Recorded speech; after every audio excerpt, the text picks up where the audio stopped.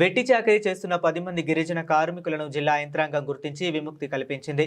బాధితులకు పునరావాసం కల్పించే దిశగా చర్యలు చేపట్టింది. ప్రకాశం జిల్లా కొత్తపట్నం మండలం అల్లూరు గ్రామానికి చెందిన 3 గిరిజన కుటుంబాలు తాళ్లూరు మండలం వెలుగువారిపాలెం గ్రామానికి చెందిన శ్రీనివాసులు రెడ్డికి చెందిన సుబాబుల్ కర్ర తోటల్లో పనిచేసేందుకు ఒప్పందం కుదుర్చుకున్నాయి. అయితే గత 11 సంవత్సరాలుగా ఈ కుటుంబాలకు చెందిన 10 మంది కార్మికులు అక్కడే వెట్టి చాకరీ చేస్తున్నట్లు అధికారులు గుర్తించారు. శుక్రవారం కొరిసెపాడు మండలం పీగుడిపాడు గ్రామంలో నిర్వహించిన పల్లె నిద్ర కార్యక్రమంలో జిల్లా collector P Rajababu, joint collector Kalpana Kumari కలిసి బాధితులకు రిలీఫ్ సర్టిఫికేట్లు అందజేశారు.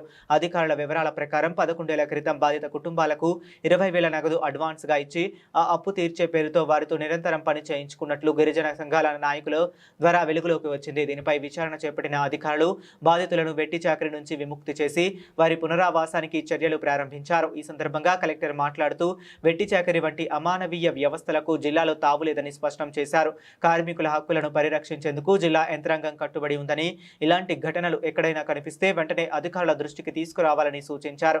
ఈ కార్యక్రమంలో RTO Johnson, DPO Venkateswararao, ZP CEO Chiranjeevi, ఇతర శాఖల అధికారులు, యానాది మహాకూటమి రాష్ట్ర కమిటీ సభ్యుడు చేవూరి వెంకటేశ్వర్లు, గిరిజన ప్రజా పోరాట రాష్ట్ర సమితి రాష్ట్ర అధ్యక్షుడు పేరం సత్యం తదితరులు పాల్గొన్నారు.